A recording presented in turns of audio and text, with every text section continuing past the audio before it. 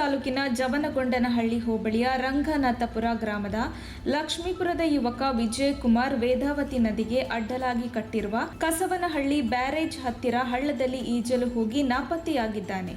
ಈ ವಿಚಾರಕ್ಕೆ ಸಂಬಂಧಿಸಿದಂತೆ ಚಿತ್ರದುರ್ಗ ವಿಭಾಗದ AC Chandrayya, DYSP Roshan Zameer, inspector Ananda ಹಾಗೂ ಶಾಸಕರು, ಆಪ್ತ ಕಾರ್ಯದರ್ಶಿ ನಿರಂಜನ್ ಮೂರ್ತಿ ಮತ್ತು ವಿವಿ ಸಾಗರ ಜಲ ಕ್ರೀಡೆಗಳ ತರಬೇತಿ ಸಂಸ್ಥೆಯ ಮುಖ್ಯಸ್ಥ ಶಬ್ಬೀರ್ ಹಾಗೂ ಅವರ ತಂಡ ಆಗಮಿಸಿ ನಾಪತ್ತೆಯಾದ ಯುವಕನನ್ನು ವೇದಾವತಿ ನದಿಯಲ್ಲಿ ಸುಮಾರು 2 ಕಿಲೋಮೀಟರ್ಗಳಷ್ಟು ಹುಡುಕಾಟ ನಡೆಸಿದರು.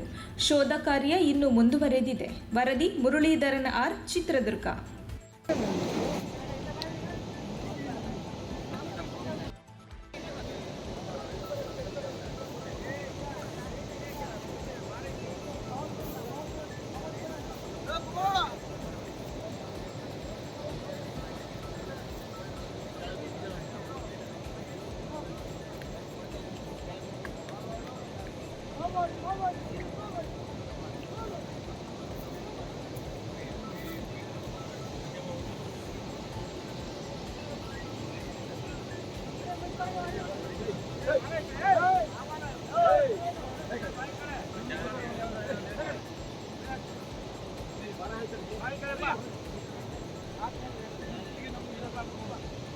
Hey!